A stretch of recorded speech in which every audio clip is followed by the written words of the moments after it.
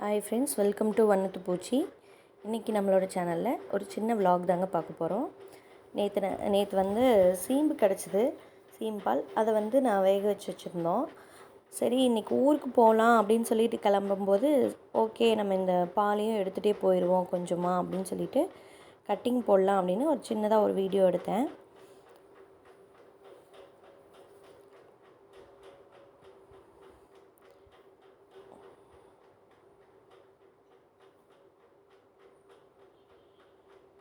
பாருங்கள் எப்படி கேக் மாதிரி வந்திருக்கு அப்படின்னு. இதில் வந்து சுக்கு, மிளகு, ஏலக்காய் இதெல்லாம் தட்டி போட்டு நம்ம செய்யும்போது அது ரொம்ப ஹெல்த்தியும் கூட. குழந்தைங்களுக்கெல்லாம் ரொம்ப சத்துங்க. ஸோ உங்களுக்கு கிடச்சிதுன்னா கண்டிப்பாக செஞ்சு கொடுங்க.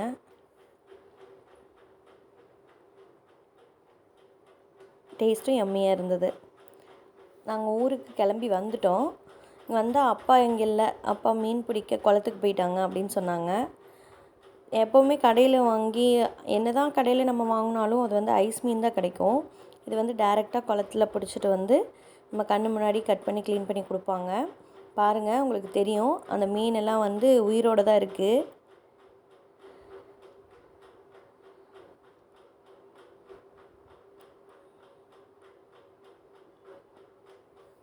ஃப்ரெஷ்ஷாக இப்படி வாங்கி சாப்பிடும்போது அதனோட டேஸ்ட் வந்து ரொம்பவே நல்லா இருக்குங்க. யூஸ்வலாக நம்மளுக்கு வந்து ஐஸ் பாக்ஸில் வச்ச மீன் தான் கிடைக்கும். இந்த மாதிரி கிடைக்கும்போது நீங்கள் மிஸ் பண்ணிடாதீங்க, கண்டிப்பாக வாங்கி சாப்பிட்டு பாருங்கள். ஆனால் காலையில் நேரமாகவே அப்பா கிளம்பி போயிட்டாங்க. காலையில் ஒரு 6:30 மணி இருக்கும், அப்போவே போயிட்டாங்களாம்மா. அங்கே ரொம்பவே கூட்டமாக இருந்தது அப்படின்னு சொன்னாங்க. அப்பா வாங்கிட்டு வந்துட்டாங்க. அங்கேயே ஓரளவு க்ளீன் பண்ணி கொடுத்துருக்காங்க. இருந்தாலும் நம்ம வீட்டில் வந்து கொஞ்சம் நல்லாவே க்ளீன் பண்ணணுங்க. அந்த செதில் இதெல்லாம் எடுக்கவே இல்லை அவங்க. மீன் பாருங்கள் எவ்வளோ ஃப்ரெஷ்ஷாக இருக்குது அப்படின்னு. இப்போ நம்ம இந்த செதிலெல்லாம் நம்ம எடுக்கணும். அதெல்லாம் அப்பா எடுத்து கொடுத்துட்றேன் அப்படின்னு சொல்லிட்டு அப்பா தான் அதெல்லாம் எடுத்தாங்க. திடீர்னு நாங்கள் பிளான் பண்ணாமல் வீடியோ எடுத்ததுனால நிறைய விஷயங்கள் கவர் பண்ண முடியல, சாரி. என்ன தான் கடையில் வந்து நம்ம க்ளீன் பண்ணி வாங்கிட்டு வந்தாலும் வீட்டில் நாமளும் ஒரு தடவை நல்லா க்ளீன் பண்ணி தான் சீ ஃபுட் பொறுத்த வரைக்கும், பொதுவாகவே எந்த ஒரு உணவுப் பொருளாக இருந்தாலும் நான்வெஜ் அப்படின்னா நீங்கள் வீட்டில் வந்து நல்லா க்ளீன் பண்ணி தான் சமைக்கணும். அப்பா வந்து அந்த இதெல்லாம் எடுத்து கொடுத்துருவாங்க. அதுக்கு பிறகு தான் நான் க்ளீன் பண்ணுவேன்.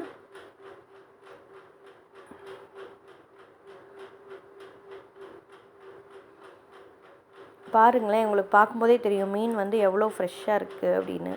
நீங்கள் கடையில் வாங்குறது இந்தளவுக்கு ஃப்ரெஷ்ஷாக இருக்காதுங்க.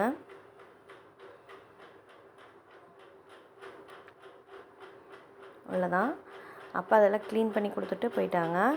இப்போ வந்து நம்ம என்ன பண்ண போகிறோம் அப்படின்னா, கல்லுப்பு சேர்த்து, நல்ல தண்ணியில் கல்லுப்பு சேர்த்து அந்த மீனெல்லாம் நல்லா வாஷ் பண்ணணும். அப்போ தான் வந்து அதில் ஏதாவது ஒரு கிருமிகளோ ஏதாவது ஒன்று இருந்ததுன்னா அதில் சுத்தமாகும். பாருங்கள், இப்போ நான் அதில் கல்லுப்பு சேர்த்து நல்லா க்ளீன் பண்ண போகிறேன். ஒரு 2-3 மினிட்ஸ் வந்து அதுலேயே அந்த உப்பு கலந்த தண்ணியிலையே நல்லா ஊறட்டும் மீன்.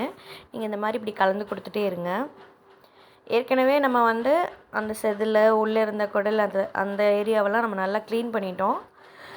அதனால் நான் இப்படி சும்மா அலசுறேன்.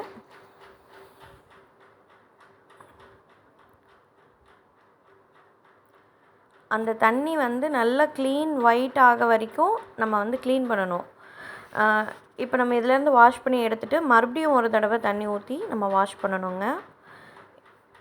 எதை செஞ்சாலும் நம்ம சுத்தமாக செய்யணும், அப்போ தான் நல்லது. நான் ஒரு கையில் பிடிச்சிட்டு மொபைல் ஒரு கையில் பிடிச்சிட்டே வந்து நான் க்ளீன் பண்ணுறேன். அதனால் கொஞ்சம் ஷேக் ஆகும், அட்ஜஸ்ட் பண்ணிக்கோங்க.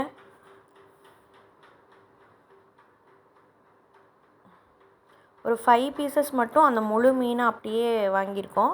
மற்றதெல்லாம் வந்து கட் பண்ணிட்டோம்.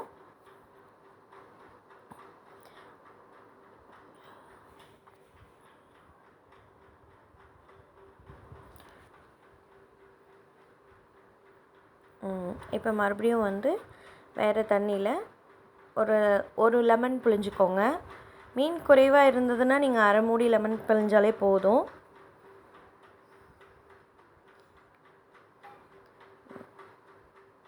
இப்போ வந்து திருப்பியும் அந்த மீன் எல்லாம் உள்ளே போட்டு இப்போ நம்ம சால்ட் போட்டு வாஷ் பண்ணோம் இல்லைங்களா, அதே மாதிரியே நான் வந்து இதை வாஷ் பண்ணிக்கிறேன்.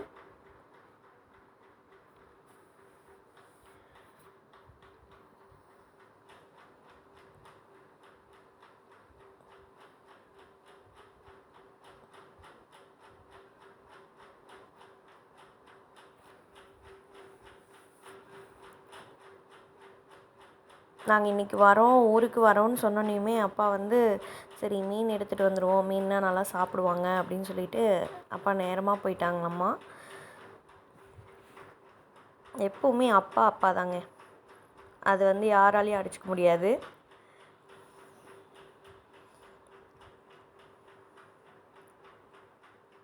அவ்வளோதான், நம்ம வந்து வாஷ் பண்ணியாச்சு.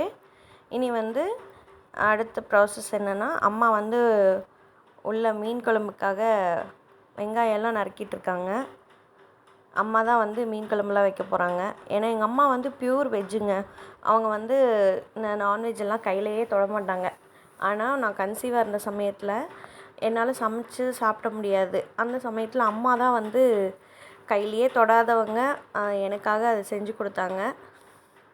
அம்மா வந்து அம்மா தாங்க, அப்பா அப்பா தான், அம்மா அம்மா தாங்க. அது யாராலையும் அந்த இடத்த வந்து ஃபில் பண்ணவே முடியாது. இதெல்லாம் நடந்துகிட்ருக்கும்போது மகளினி அவங்களோட குறும்ப ஸ்டார்ட் பண்ணிட்டாங்க. இவங்கள பார்த்துக்கவே நமக்கு டைம் சரியாக இருக்கனால நிறைய வீடியோஸ் என்னால் வந்து கவர் பண்ணவே முடியலைங்க. அதனால தான் நான் சரியாக இப்போ வீடியோ கூட போட முடியல. இப்போ கொஞ்சம் பாப்பா பெருசாகிட்டாங்க, அதனால சரி இனி அப்படியே வீடியோ போட ஸ்டார்ட் பண்ணலாம் அப்படின்னு சொல்லிட்டு முடிவு பண்ணியிருக்கேன். சரியாக இந்த ஒரு 1 இயராகவே நான் கரெக்டாக வீடியோ போடவே முடியலங்க என்னாலையும். மகளினி சைக்கிள் ஓட்ட ஆரம்பிச்சிட்டாங்க.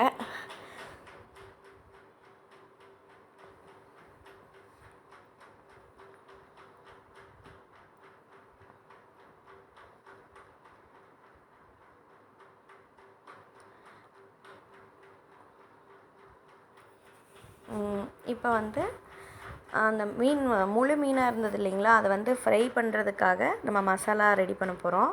அப்போ தான் அதையும் பண்ணாங்க. ரெடிமேட் மசாலா தாங்க இன்றைக்கி நாங்கள் யூஸ் பண்ணோம். ஜேபி பிராண்ட் யூஸ் பண்ணேன், ரொம்பவே நல்லா இருந்தது டேஸ்ட்டு. ஒரு முட்டையை உடச்சி ஊற்றி அதை நல்லா அடித்து விட்டுட்டாங்க. அதுக்கப்புறமா அந்த மசாலா போட்டு கலந்து நல்லா கலக்கிக்கணுங்க. அப்போ தான் மசாலா வந்து திட்டு திட்டாக இல்லாமல் இருக்கும். முட்டை எதுக்காக நம்ம போடுறோம் அப்படின்னா, அந்த மசாலாவோட கோட்டிங் அந்த மீனில் வந்து நல்லா பிடிக்கணும் அப்படிங்கிறதுக்காக, பிரிஞ்சு போகாமல் இருக்கும் அந்த மசாலா. அதுக்காக தான் நம்ம அப்படி போடுறோம். உண்மையிலேயே ஜேபி பிராண்ட் வந்து எனக்கு ரொம்பவே பிடிச்சிருந்ததுங்க, நல்லா இருந்தது. நம்மளால் ரொம்ப அவசரமாக செய்கிறோம், சீக்கிரம் செய்யணும் அப்படிங்கிற பட்சத்தில் கையில் நம்மளால் அரைக்க முடியலை அப்படிங்கும்போது நம்ம வந்து இப்படி ரெடிமேட் மசாலா சூஸ் பண்ணும்போது நீங்கள் கண்டிப்பாக ஜேபி மசாலா யூஸ் பண்ணலாம், நல்லாயிருக்கு.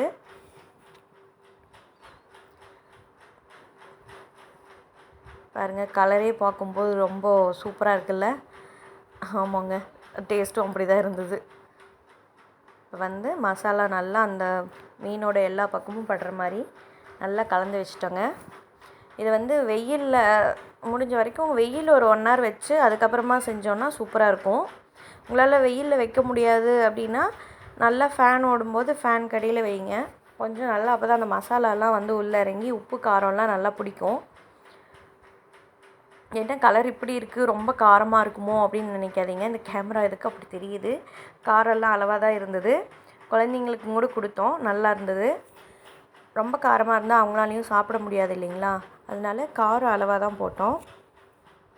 இந்த கேப்பில் அம்மா வந்து மீன் குழம்பு வச்சு முடிச்சிட்டாங்க. பாருங்கள் எப்படி எண்ணெய் மிதக்க மிதக்க சூப்பராக ரெடி ஆயிடுச்சு நம்மளோட ஜிலேபி மீன் குழம்பு. இப்போ வந்து நம்ம தவா ஃப்ரை தாங்க பண்ண போகிறோம். கிட்டத்தட்ட நாங்கள் அதை காய வச்சு 1 hour ஆகிடுச்சு. அதில் என்னால் கவர் பண்ண முடியலைங்க, பாப்பாவையும் வச்சுக்கிட்டு, சாரி. இப்போ வந்து நம்ம தோசைக்கல்லில் வந்து நல்லெண்ணெய் தாங்க விட்டுருக்கோம். நாங்கள் பொதுவாகவே நான்வெஜ்ஜுக்கு நல்லெண்ணெய் தான் யூஸ் பண்ணுறோம். நல்லெண்ணெய் தான் பொரிக்கிறதுக்கும் யூஸ் பண்ண போகிறோம். எண்ணெய் வந்து ரொம்ப சூடாயிடவும் கூடாது, ரொம்ப லோவாகவும் இருக்கக்கூடாது. மீடியமாக இருக்கும்போது நம்ம வந்து இந்த மீனை அப்படியே தோசைக்கல்லில் எடுத்து வச்சு சூப்பராக ஃப்ரை பண்ண போகிறோம். ஏன்னா ரொம்ப வேகமாக எரிஞ்சது, தீ வந்து ரொம்ப வேகமாக எரிஞ்சது அப்படின்னா அந்த மசாலா வந்து கருகிடும். உள்ளே வந்து மீன் வந்து அவ்வளோ நல்லா வெந்திருக்காது. அதனால் மீடியம் ஃப்ளேம்லேயே வச்சு பாருங்கள், இந்தளவுக்கு தான் அடுப்பு எரியணும். உங்களுக்கு அந்த எண்ணெயில் கொதிக்கும்போது தெரியுது இல்லைங்களா, அந்த மாதிரி தான் இருக்கணும்.